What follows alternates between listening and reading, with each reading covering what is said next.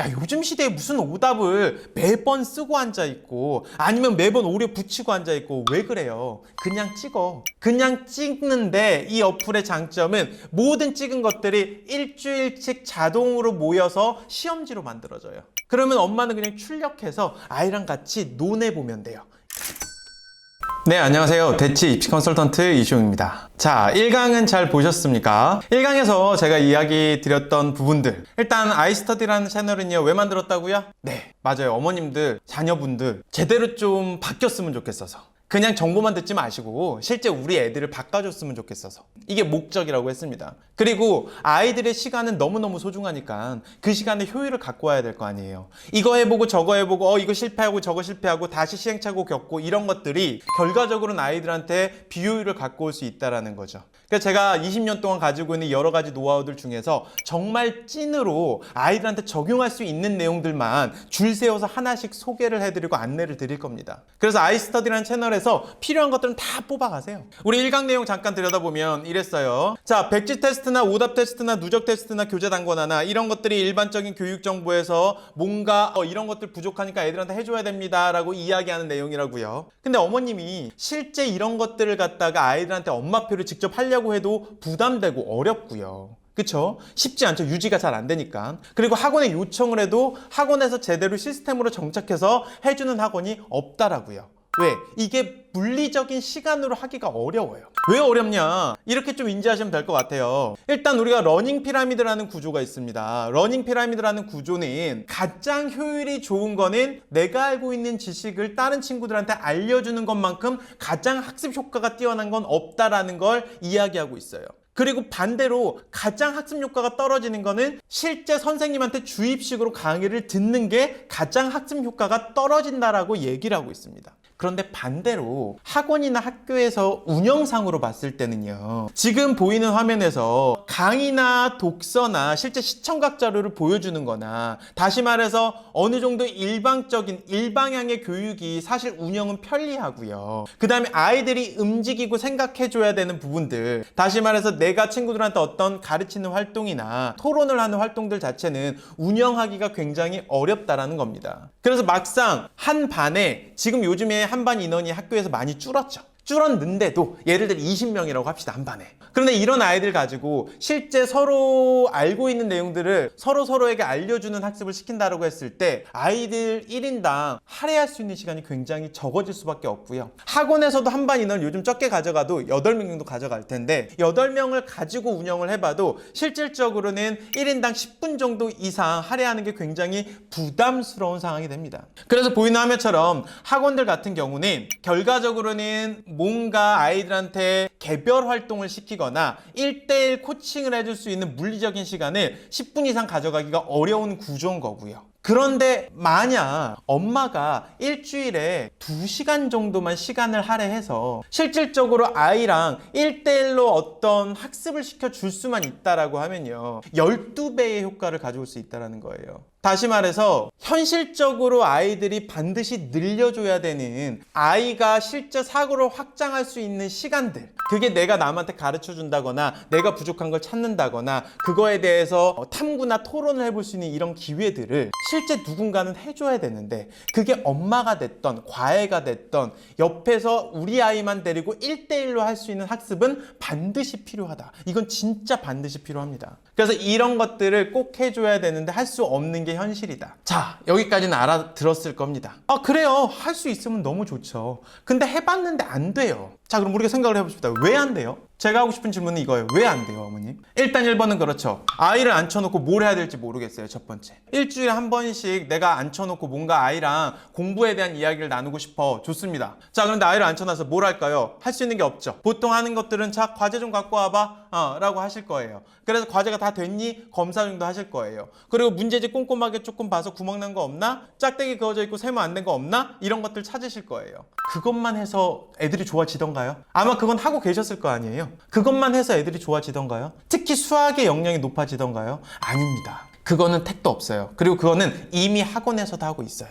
그리고 그거는 이미 학원이 책임져야 될 요소예요. 학원이 할 수 없는 거, 엄마가 도와줘야 되는 거, 아니면 1대1 개별 맞춤 학습에서 이루어져야 되는 것들이 뭐냐라고 하면 첫 번째는 이런 겁니다. 일단 우리 아이가 이미 학습이 끝난 진도에 대해서 누군가는 정확한 이력 점검이라는 걸 해야 돼요. 제가 지금부터 이걸 학습 이력 점검이라는 용어를 쓸 거예요. 지금부터 제가 어머님들한테 드릴 솔루션은 뭐냐? 학습 이력 점검을 어떻게 하냐라는 건데, 그걸 제대로 실천할 수 있는 도구를 먼저 드리려고 합니다. 자, 보이는 화면을 보시게 되면요, 이런 어플, 지금 보이세요? 이런 어플 하나를 드릴 겁니다. 이 어플이 뭐냐? 이런 거예요. 우리가 오답을 왜 하죠? 이거부터 조금 생각해 볼까요? 어머님들이 아이들의 오답 노트 혹시 점검해 보셨어요? 점검을 안 하더라도 오답 노트는 안 시키나요? 라는 걸 물어보시잖아요, 학원에. 그럼 일단 오답을 왜 해야 된다고 생각하세요? 오답은 무조건 필요해. 왜? 저는 이렇게 생각이 들어요. 오답이란 건 시험 환경에서 맞추는 걸 목적으로 해요.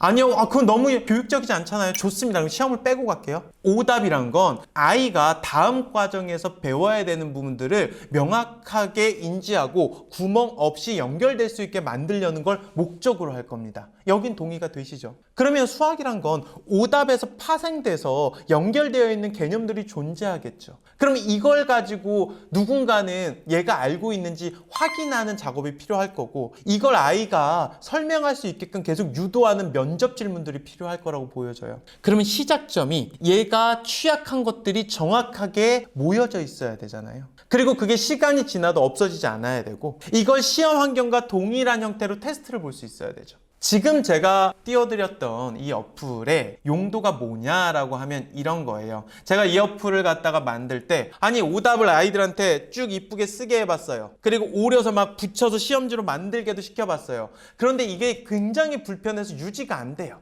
그리고 이쁘게 썼어도 결과적으로 아이들이 거기에 풀이 과정까지 다 적기 때문에 다시 봤을 때 학습 효율이 떨어져요.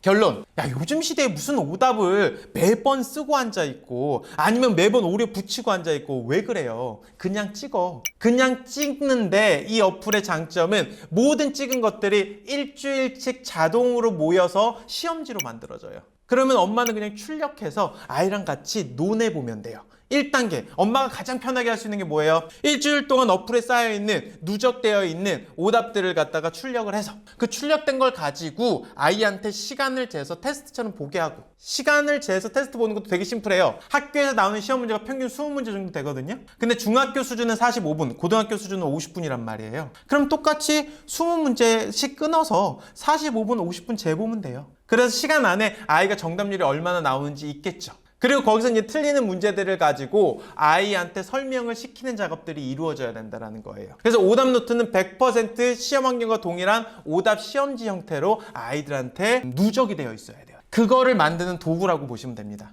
그리고 두 번째, 아이가 이걸 틀렸어. 아이들이 정말 실력이 올라갈 때가 언제냐라고 하면, 내가 이 문제를 갖다가 틀려서 모르는 걸 알았어요. 누군가한테 배워서 알았어. 그러면 또 다른 문제집을 가지고 와서요, 이거의 유사 문제를 찾을 수 있어야 돼요. 다시 말해서 나는 이 문제를 갖다가 지금 배워서 알았어. 그러면 이거에 동일한 조건을 쓰고 있는 문제가 눈에 들어와야 되거든요. 그래야 이 문제도, 그 전 문제도 제대로 안 거예요. 그러니까 보통 아이들이 시험 대비 때는 문제집 하나만 안 풀잖아요. 문제집 여러 개를 가지고 와서 요거랑 연동되어 있는 동일한 난이도의 문제집이나 조금 더 높은 난이도의 문제집을 갖고 와서 문제를 발췌하는 작업들을 하는 거죠. 근데 중요한 건 문제집은 다 옆에 힌트 같은 것들이 써 있거나, 아이들이 문제집을 풀 때는 문제집 앞에 있는 그 개념이 요약되어 있는 것들을 거의 힌트 삼아 또는 해설집처럼 생각하고 그걸 보고 풀어요. 근데 실제 시험은 그런 힌트들이 존재할 수 없거든요. 그러니까 제가 원하는 건 이런 거예요. 문제를 어플에다가 명확하게 등록하면 그런 유사 문제들까지도 찾는 것도 공부고요. 찾아서 등록을 했을 땐 또 다른 시험지가 만들어지겠죠. 그러면 그 시험지는 얘에 가장 적합한 유사 문제를 풀 수 있는 시험지가 될 거라는 거예요.